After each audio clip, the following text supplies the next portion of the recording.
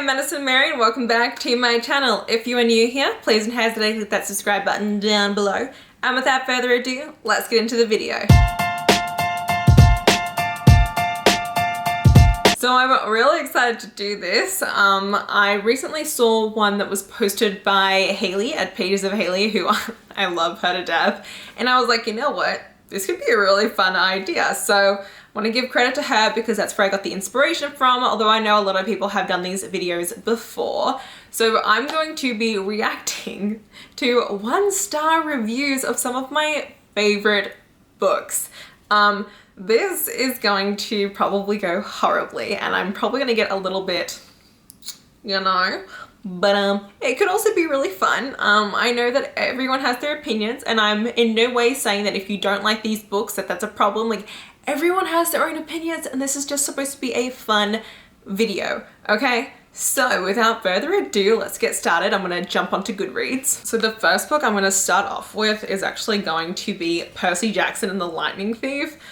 This is one of my favorite middle grade series and it's very dear to my heart, but I'm kind of interested to see what 1-star reviews of this will be, because why would anyone give this 1 star? But oh my god, okay, that's a little bit rude. Okay, so this one person says, was forced to read this lame American ripoff of Harry Potter for my children's lit course. Almost everything about it irritated me deeply. The cheesy humor, Percy's effortless awesomeness and lack of any character depth or personality, the concept of inborn knowledge, like understanding ancient Greek, the constant info dumps from other characters explaining things from Percy. Well, how else is he supposed to learn? And how many times did Rick Riordan want to push the ugliness equals evil point? Every single time the stereotypically and pointless evil Aries group were mentioned, the word ugly was used to describe them. Even if a cheer went up from their table, it was an ugly cheer. And Percy's smelly stepdad, Gabe's surname is Ugliano. Oh, I never realized that. Interesting. I wanted to get a pen and paper out and start a running tally of the obvious Harry Potter references. Oh my god. But my favorite was when one of the teachers actually said to him, Percy Jackson, our little celebrity. Okay, well, you know what? I get the like ugly evil thing. I will admit, like, now that I think about it, in like the beginning books, that was something that did pop up. And the Aries cabin in the beginning were kind of seen as like the bad cabin. So I understand that. But bruh, this is a middle grade. There is obviously going to be a lot of explaining and like, I don't know what to tell you. Like, that's just how it works. There is a lot of actual character depth. And I'm sorry you didn't see character depth in book 1. But you gotta read all the books to see the complete character arc of his character. Like, you can't just stop at book 1 and be like, I just don't get, like, he doesn't have a personality. Percy has one hell of a personality. The kid is hilarious. Okay, and I like the whole idea of like the inborn knowledge of knowing ancient Greek. That's the whole point of their... It's fine. It's fine, whatever. And I can see from the rest of these 1-star reviews that it's basically a bunch of people calling it a Harry Potter ripoff. Like, I'm sorry, apparently any middle grade these days is called a Harry Potter ripoff, and that's just so unnecessary and just so stupid. Like, I just don't get why everyone says that. Like, that's just rude to the book. Oh my god, again, Harry Potter wannabe, couldn't finish it. There's one comment literally just says, bruh. I kind of dig that one, I'm not gonna lie. Well, okay, that was Percy Jackson. I'm not gonna do like a bunch for each one just because I think it's gonna be fun to look at them for all different books. Let's look at 1-star reviews for one of my favorite books that I feel like a lot of people, if you've been following me for a while, like, this was my brand for a hot minute, and that is the Merciful Crow. This is one of my all-time favorite books. It's a great duology and I don't really want to know why people give it 1 star, but sadly I'm going to find out. Wow, look at these DNFs. I like the 30% mark. Whenever I DNF a book, I don't even rate it on Goodreads. So let's see. I feel like what put me off the most was that we got so little explanation about the magic system, the world building, and about the characters. I was so confused all the time, which didn't make me invested in the story at all. Kind of skimmed the last third, hoping I'd find something that I liked, but nah. I also had much hope for the banter between the characters, but that didn't live up to my expectations either. It had so much potential, but this unfortunately just wasn't for me. You know what? there's actually not a bad review. Like, it could have been a lot meaner. So, okay. This one person says, yawn, DNF 15%, world record. Well, good for you, bro. Let's look at reviews for Ninth House. This one's actually kind of funny. I don't know what the hell I was thinking the first time I listened to this. I mean, I fell asleep a lot. Tried to re-listen, had to skim through for falling asleep. The only part was about an evil person forced to eat shit and that I thought was gross and cool. I was falling asleep again, so 1 star. I unhold and got a credit back for audio. Yeah, I agree with you. That poop scene, always gross but cool, so positive there. Oh good god, this one person said, ugh, I need some extra strength bleach to wipe the memory of this macabre and boring book. I love Bardugo, but man, this book is effed up. Triggers galore, be careful. Okay, I'm sorry, but you can't rate a book low just because of the triggers and the fact that it's like a dark academia book. Like, this was my issue. So many people were YA readers going into this book not understanding how much of an adult novel it was and that there were so many different dark themes in it, and they went into it and then they got pissed that the book was dark and that it took all these twisted turns, and they were like, this is not what I wanted. There's so many triggers and messed up things in it. That was the point of the book. Like, I don't know what to tell you. Like, you can't fault a book for being what it is and what it set out to do. And like, you can't be mad at that. Like, that's just not fair.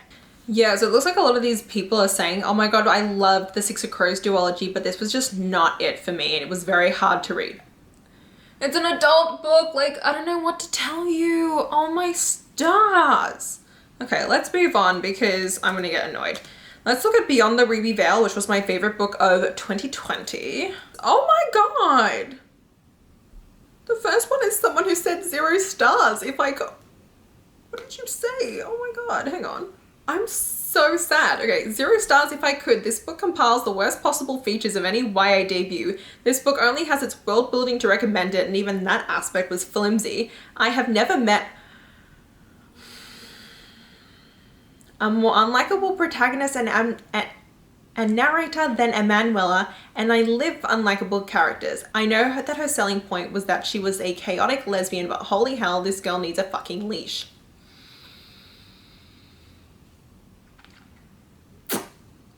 The reason why I love this book so much is because Emanuela is such an unlikable narrator. Like, she is not even a heroine. Like, she is not even an anti-heroine. She's just an evil person. She's not good. She's selfish. She's a bitch. She doesn't care about anyone else around her. She just wants power for herself, and she will do whatever it takes to get that. And I love that about her because we don't see enough, like, main characters in YA fantasy that are just bad people. Like, she does all the bad things thinking that to some extent it might be for the right reason, but kind of knowing that she's just self-serving. And that was like such a great pull for me. And that's what made this book so amazing, is the fact that she's an awful, awful person. And that's what the book was about. And you didn't like that? Damn. Oh my god, people are really mean. I think these are the meanest ones I've come across yet. Where do I even start unpacking this shitstorm? Wow, okay. I expected a dark sapphic fantasy and instead got a disgusting horror show with basically 0 LGBT content. I'm serious, you guys. I'm going to list here some content warnings because this was just too much. Murder, stabbing, eye horror. I repeat, effing eye horror. 3 scenes, for F's sake. Cannibalism. Oh yeah, there was cannibalism. And people exploding. Yeah, there was. I was literally nauseous after finishing, and that has probably never happened to me. Bruh, that's what I loved about it. This book was so dark and graphic and gruesome. It was so amazing. I will admit, the eye horror in this is extremely graphic, so if that is a trigger for you, do not read this book. But I loved it. Such great eye horror. Even I was like a bit squirmish in it. There's decapitation that occurs in this. There is some slight cannibalism. I'm actually surprised that given all the content warnings, they didn't even mention that there is ritualistic cutting for blood magic. Like, how did you just skip over that and go straight to people exploiting? Why is people exploiting a content warning compared to that? I'm just saying. I will admit, yeah, there is not much gay content in this. Emanuela is lesbian and her best friend is gay, and that is like an aspect of the book, but the romance is budding in this book, and they're real like flat out enemies to lovers between Emanuela and the female love interest, and it's not actually going to get romantic until the second book, maybe. Which was really fun of it. But I do think people going into it thinking it's a sapphic romance will be disappointed. So like, that's fair enough, but okay. You know what, let's do Lesson in Thorns. This is probably going to go horribly because I have a feeling a lot of people are gonna be like, rah, on this book, but I loved it. If you want just plain polyamorous, hot, sexy kind of culty sex, this is what you should read. Actually, it's tagged as erotica. Well, that makes sense. I'm actually really excited for this one. I think that they're gonna be hilarious. I'm sorry. I think I'm gonna cry. What? Out of laughter, not out of sadness. What is this review? This person says an incredibly randy insult to the Six of Crows. What? Who went into this erotica book looking for the Six of Crows? What? I'm so confused. That's like the weirdest 1-star review I think I'll ever see for this entire video. Okay. What? Okay. This one person who actually read it this year said, "Will not continue this series. This book should come with a warning. It contains a lot of gay sex, MFM, FFM, BDSM, extreme and disturbing cult-like behavior, and a lot of over-the-top things that I wasn't comfortable with, and I never would have read this book if I had known." Bruh, this book is pitched as a polyamorous AF book. How did you not know that it was gonna have all this sex in it? It is tagged as erotica. What did you think? I do get the whole not knowing it was kind of cult-like, because a lot of people don't know that going into it, and you don't really realize until later on that it is kind of cultish, but like, okay. Oh my god, I can't with some of these people. This person goes, "Heterosexuals do not exist in this book." No, they do not. All 6 are bi. I love a good threesome, but a 6-person orgy is too much. Also, their reason for coming back together was bogus. Okay, you know what? If you don't like a 6-person orgy, that's your own thing. Like, that's fine. I personally loved the 6-person orgy, and I don't think there was anything wrong with that. I do admit the whole reason why they all like end up back together for this thing is like, that's kind of random, but like, it's an erotica book. The plot doesn't have to be perfect. That's not the point of the book. Then the person goes, "And lastly, what the hell kind of name is Poe? Prosperina? Really, Sierra? Come on." Okay, I get it. I had some friends who were like, "Her name's Prosperina, so why is the nickname Poe?" I get that. But like, what? That's your complaint? I personally think the name Prosperina is pretty dope. Like, just saying. A lot of people are saying that the book is just over the top. Like, did they not know what they were getting into when they read this? Bro, that's her own fault. Like, even when I go into a book that's like accidentally dark and I go back later and realize it says that it's a dark book, I don't take off stars for that, because that's my own fault for reading a book that's not in my own genre. Like, you don't, whatever, that's fine. Let's actually do something that I think is going to be kind of hilarious, and that's going to be Gideon the Ninth. Now, the first time I read this, I didn't love it, but the book grew on me. I've never had a story quite like Gideon the Ninth, where the first time I read it, I was like, meh, 4 stars. And then I read the sequel and I'm like, no, Gideon the Ninth was 5 stars and Harrow the Ninth is also 5 stars. Like, so interesting. Here we go. This is the perfect 1-star review. I don't get it. Honey, so many people didn't get it. Even I didn't get it. But that's kind of the point of this book. You're not supposed to get it. These are priceless. Okay. DNF at page 79. I hate to say it. I hope I don't sound ridiculous. I don't know what the F is happening in this book. This book could be walking down the street and I wouldn't know a thing. Sorry to this book. I knew exactly what all these reviews would be about, but it's still great. I did not enjoy any of it. The world building was thin, uninteresting, not sure why it had to have a space at all, and why it is classified as science fiction. Star Wars might have more science fiction than this. Is it? What do you mean Star Wars might have more science fiction than this? Star Wars is sci-fi. What? What does it even, what else would Star Wars be? Is Star Wars not sci-fi? What? I don't get that. Am I dumb now? Like, what? You know what? Funny. I finally got to a review that said there are no lesbians. They are lesbians, but there's not actually a lesbian romance in this book.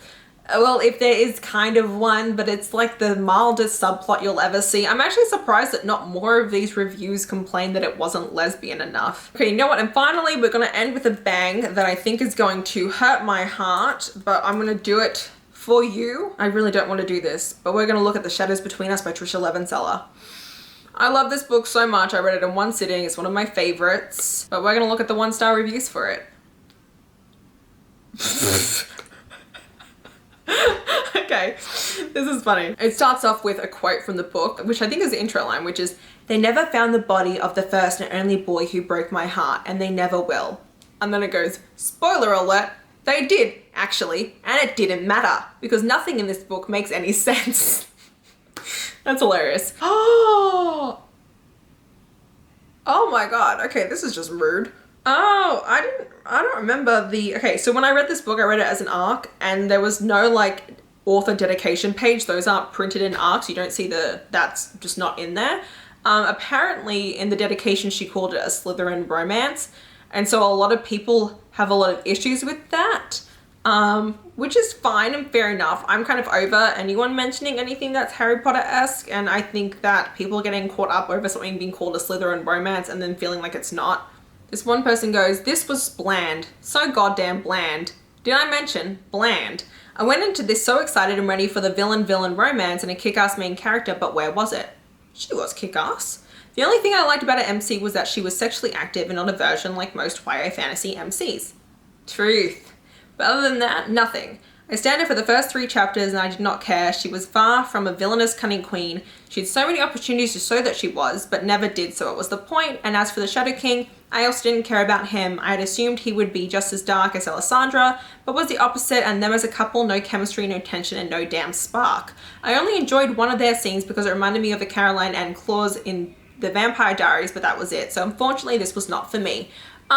Fair enough. I will admit, like, ever since I read this book, I have read other kind of villainous heroine stories with the villainous heroine as the MC, and they've been a lot worse than Alessandra was. So I do understand that, and I think that this was kind of one of the first books that kind of cropped up a couple years ago that kind of promoted the whole idea of like an unlikable, kind of selfish heroine who was sexually active. I mean, yeah, okay, the Shadow King wasn't really that bad of a dude, but I think that was kind of the point, was the fact that he had this whole persona of being the Shadow King that everyone was supposed to believe, but he really wasn't. So I don't know.